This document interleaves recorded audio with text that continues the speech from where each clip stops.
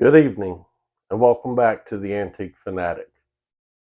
Tonight we're going to take a look at a GE BMY, as it's commonly known by collectors.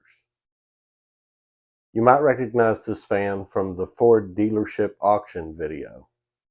Well, it's been hanging around in the workshop waiting for some love and attention.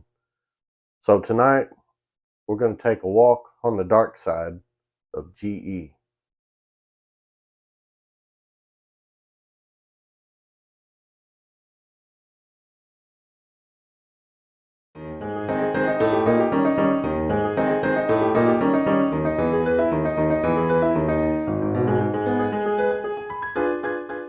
Like Emerson, General Electric started making fans in the early 1890s.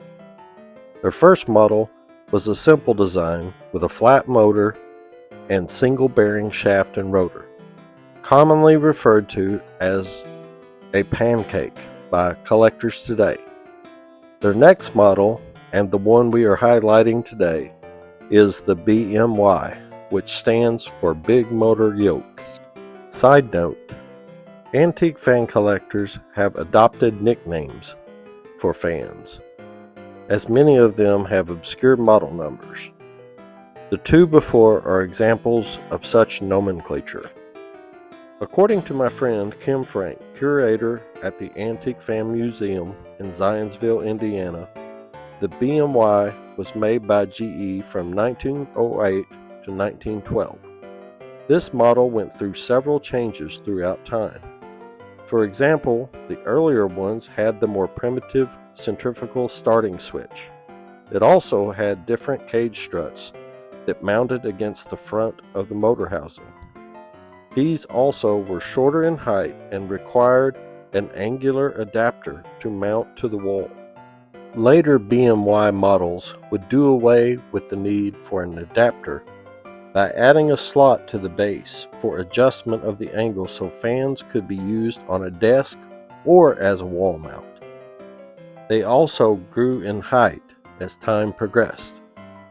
The inner electricals would change as well, going away from the primitive mechanical starting to a choke coil and start winding combination. Cage struts also changed to mount to the perimeter of the front motor housing. These fans were made in 12 and 16-inch blade diameters, as well as 4 and 6 blade versions. GE also made these fans for other companies such as Hunter, Diehl, Jandas, just to name a few. The one we have today is a later model, probably a 1911 or 1912.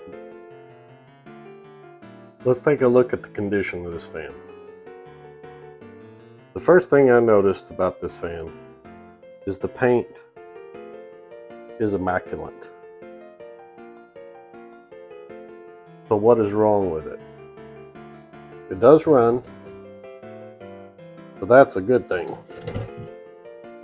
One thing, it has this horrible oversized rubber cord, which is going to go away. The other thing is this head wire. It's questionable. I think it's mainly the outer sheathing that's gone. That may not be a terrible issue, but while we're in there we might as well replace it because, as you can see, grommets have seen better days. Besides that, it's filthy and needs a bath.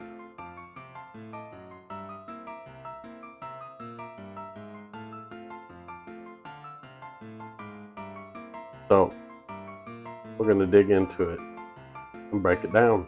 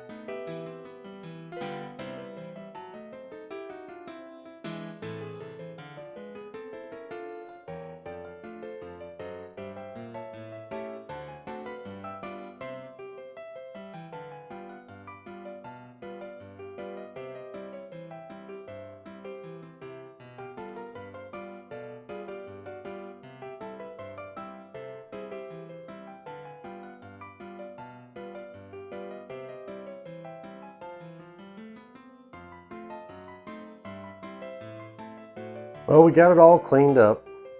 Looks pretty good. Paint's great. Oiled up. It's not perfect, but it's good enough. Have a good evening.